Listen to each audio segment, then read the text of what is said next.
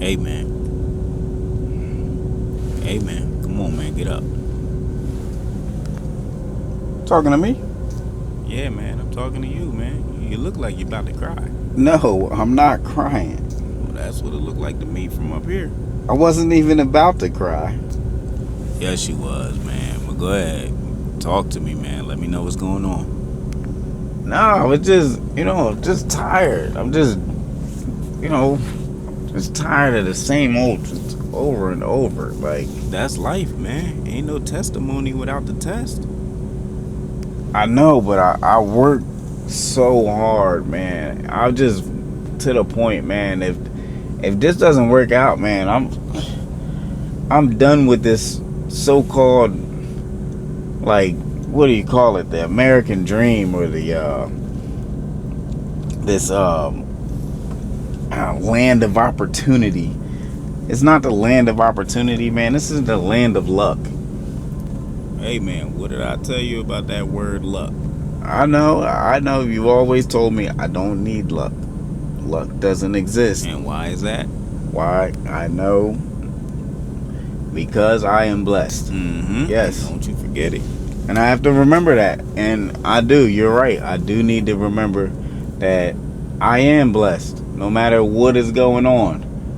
At the end of the day, that you're And right. I put you through these situations because I know that you one of my strongest soldiers. I know I just get down on myself sometimes because it's just, like I said, you know how hard I work. You Yep, know I do know how hard you work. exactly, what I'm trying to do here. And when you got in your situation, wasn't I right there to get you out of it? Yes, you did. Always make sure I was good. You always did take care of me. And when you didn't have it, then I always find a way to provide. Yeah, you did. You still in good health and in sound mind, right? Yeah, I told you I'd never leave you nor forsake you, so pick your chin up. and you're right. I've always been okay. So stop your moping and complaining. Get up on 2 feet that I gave you. And you Okay, already know what to do. I'm going to be right you're right. here. Here you go. Chin is up. Next time I see you with your chin down, I'm just going to assume you forgot about me. And I'm going to let you fight your battles on your own. Yeah, So remember, I got you, my guy. Always have, always will. that's what I needed. That's what I needed. I've been riding with you from the beginning. Yeah, and you are always there. All right, on your feet. Time to do what I designed you to do. Appreciate the prep talk, my guy. Anytime, my boy. I appreciate it. All right, let's go. On your feet. All right, let's get to it. It's a new day.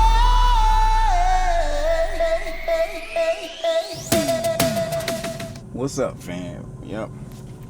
Back with another one. As you can see from the intro, yeah, man. I had the week from hell last week. I don't know what was going on. And it was like, I couldn't even, I had to keep a straight face on. I had to act like everything was okay and like I wasn't going through anything. My daughter was in the truck and we were just trying to have a good time. But I had 2 tire blowouts. Not only did I have 2 tire blowouts, but I spent 4 days on one load because, and it was only a load. It was 600, it was like 600 miles. Wasn't even that. Spent 4 days on that load because the first day I was supposed to pick it up that morning. The shipper did not want to give me the load. They kept, I don't know what this lady was at the shipper, what her attitude was. She had like the worst attitude. And I pre-recorded this video and I've decided to re-record it because I was going to put that company's name in here.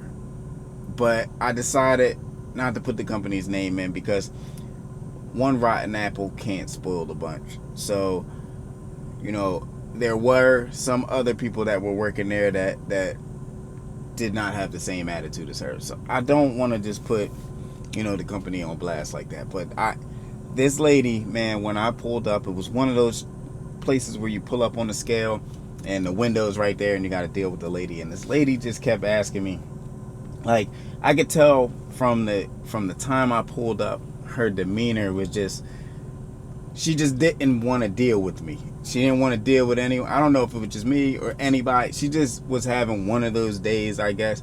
Or maybe she's just one of those type of people, one of those old ladies that just, I don't know, they're just miserable. So they take it out on every single person that they can walk into. Anyone else's day they can ruin. That's their mission for the day. I'm waking up and they're ruining as many lives as they can throughout their day. She seemed like one of those type of people, because no matter how much I kept trying to, like, you know, butter out the situation, I don't know, ease the situation, like de-escalate it, it was just like she just kept going. So I pull up, she asks me, you know, what's my pickup number? And I'm like, hey, what's it start with? And she's like, can't tell you. I'm like, okay, I've never heard that before. Everyone's always giving you at least the first number of the pickup number, because for some of you guys that are looking to come in the truck, and I'm going to tell you right now, when they send you a load and you get your pickup, when they'll send 1,000 numbers. It'll be a bunch of numbers, anywhere from 10 to 25 numbers, that you don't know which one of these numbers is a pickup number. The rest don't mean anything to you. So I'm sitting here reading down this list of numbers, and like, before I can get the first number out of my mouth, it doesn't matter what number I said, she just kept going, nope, that's not it, nope, nope, nope. Just kept looking at me and going, nope, nope, nope. And I was like, all right, well, so I started going 1, 2, 3, 4, 5, 6, 7, 8. You know what I mean? Just like, I'm saying all the numbers. Just give me something that, nope. Everything was nope. So just like, go park outside the gate until you figure out what the number is. So I go park outside the gate, and I call JB Hunt. I'm like, hey man, I don't know what's going on, but I don't know which one of these pickup numbers is the right number. And they're like, it should be this number. So, you know, I go back in, I walk up to the gate this time, and I'm like, hey, they said it should. She's like, that's not the number. You gotta go back and figure it out. I'm like, what the heck is going on? So I go back to my truck. I'm sitting in there. Now, mind you, on the way here, I've already had one blowout. So I'm already, you know, this is like early in the morning, and I left early to try to get this load early, because I could pick up anywhere from midnight to midnight. So it was like, I left early to try to get this load, and I get a blowout. So I go, I'm like, hey, I call her back, and they're like, that. She said that's not the number either. So JB Hunt says, all right, we're going to call them and find out what's going on. So they end up calling to find out what's going on with this load. And apparently, I had the right number all along. She didn't want to give me the load. So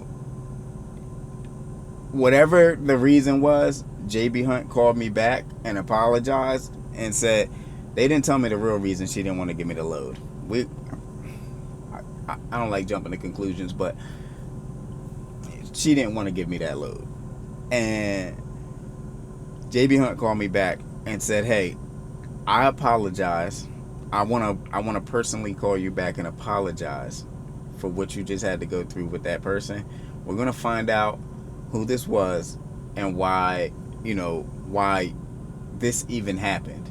Because whatever that lady just did, or whatever she said to you, I don't know what transpired over the other end of the phone, but she said whatever that lady said to you, they don't represent us. That is not what we represent at all. So I don't know what this lady said. So as I'm on the phone with JB Hunt, she's walking across the street to go get in her car. She gets in the car, she pulls out, she looks directly at me and laughs and drives off. And I was like, oh, she did this on purpose. So I was there from 8 o'clock in the morning till 5 p.m. trying to get my load, just sitting there. You know, my daughter's in the truck like, it is the first load of the week. My daughter's like, man, this is what you do all day? I'm like, no, we should be rolling by now. So night shift comes in. They tell me I got to wait for night shift to come in. And night shift finally loads me. So now I've been sitting all day. I'm like, hey, I might as well drive all night. I'm really tired, but you know, if it gets that bad, then I'll pull over. But I'm trying to get as far as I could. So I drive as far as I could. Another blowout. I said, man, what is going on, man? Now I have to park. I park on that one. They come out, fix that tire, and now I gotta drive. I gotta drive the rest of the way, and I'm already 2 days on this load. I get there, they end up pushing my load back because I was already late because of all of this stuff going on. So they push it back a day. Now it's day 3. I'm there. I park. I'm sleeping in the truck, waiting for the morning time so I can deliver on day 4. Day 4, I wake up. I drive into the receiver's yard. My daughter's sitting in the front seat. She got her seatbelt on. Same scenario where I got to pull up on the scale. They have like the little window, and I go to give them the paperwork. I do all the paperwork up until the point they're getting ready to tell me what door to go get into. I do all the paperwork, sign all the paperwork. Then they say, hey, how old is she? And I'm like, well, my daughter, she's 8. I'm thinking they're asking in, a general question like, oh, that's so nice, she's riding with you. No, they said, oh, she's 8, you can't deliver. I'm like, oh, why can't I? Because we don't let any children under 16 on our property.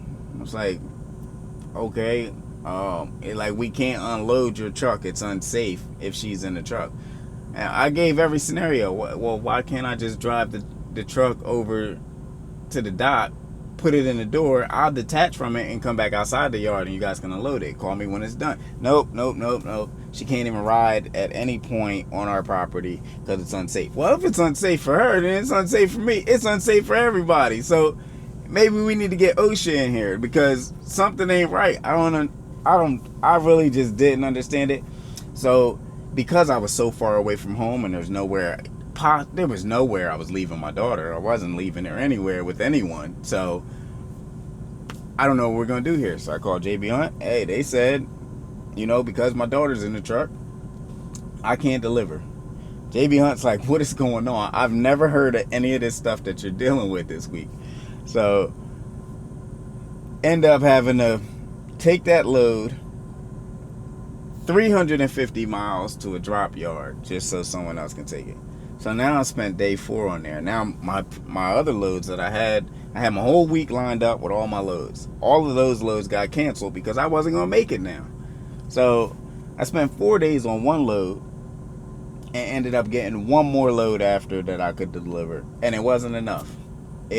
My worst fear doing this, well, not my worst fear, but one of the things I feared heavily was being in the hole.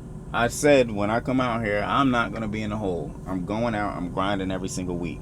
Little did I know that me being in a hole is not up to me. It's not up to JB Hunt. It's not up to SFI. It's not up to anyone. A shipper caused me to be in a hole.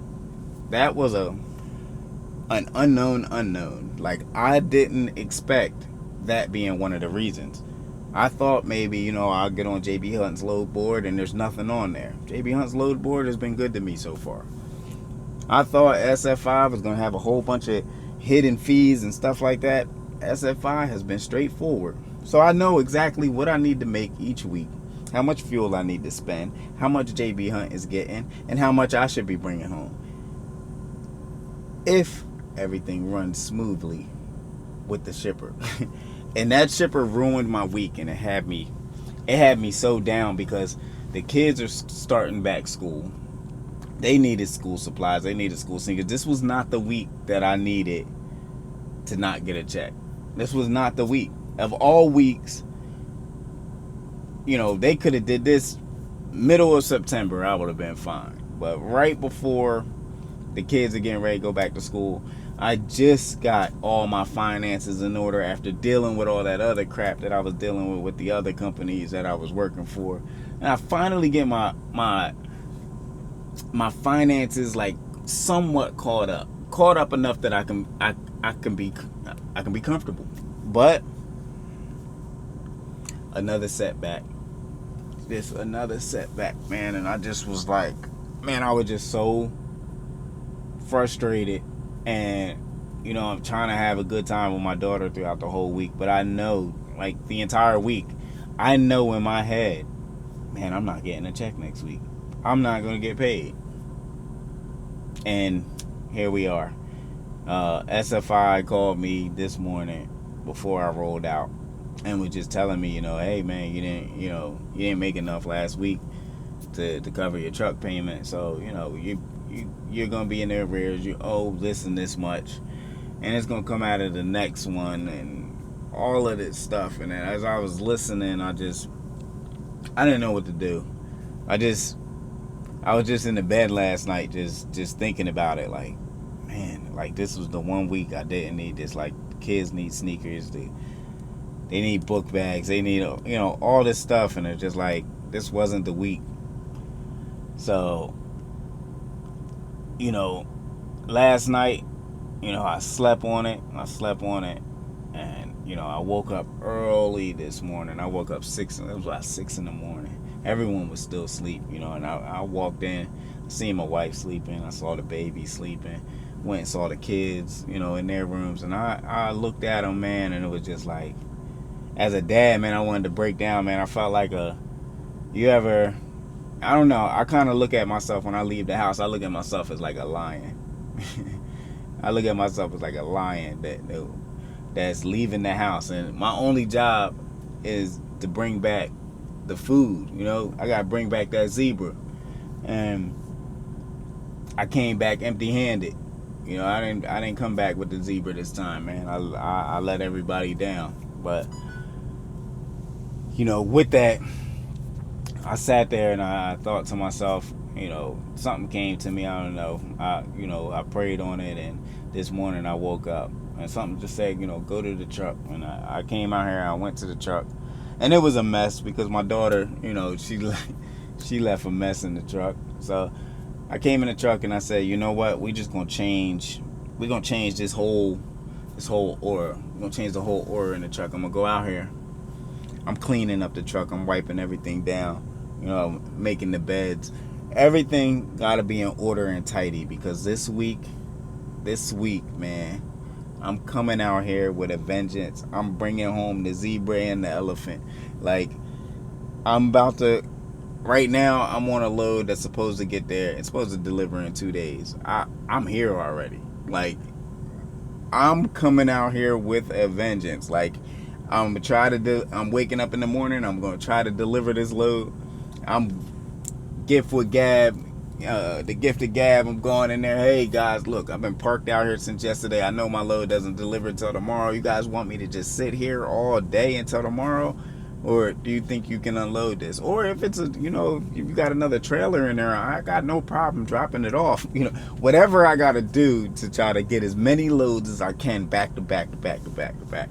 And I'm probably just going to run 8 hours on my clock. That way I don't have to do a 34.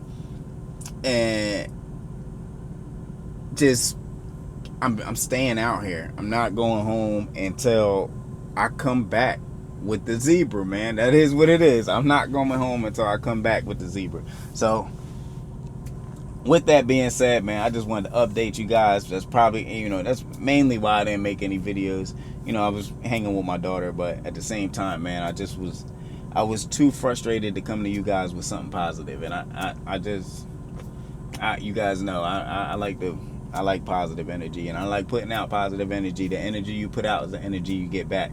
So with that being said, I'm about to head to bed, and I'm gonna keep you guys updated on everything that's going on. And once I get the zebra, then I will let you guys know.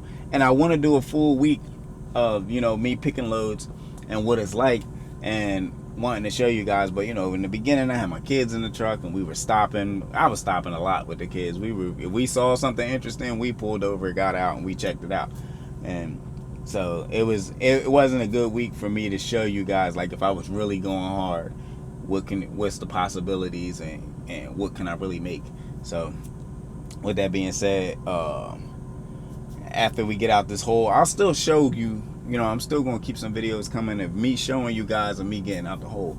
But I had to switch my attitude. I had to pick my chin back up, remember who I am, and be like, oh man, you're a lion, man. Go get the food.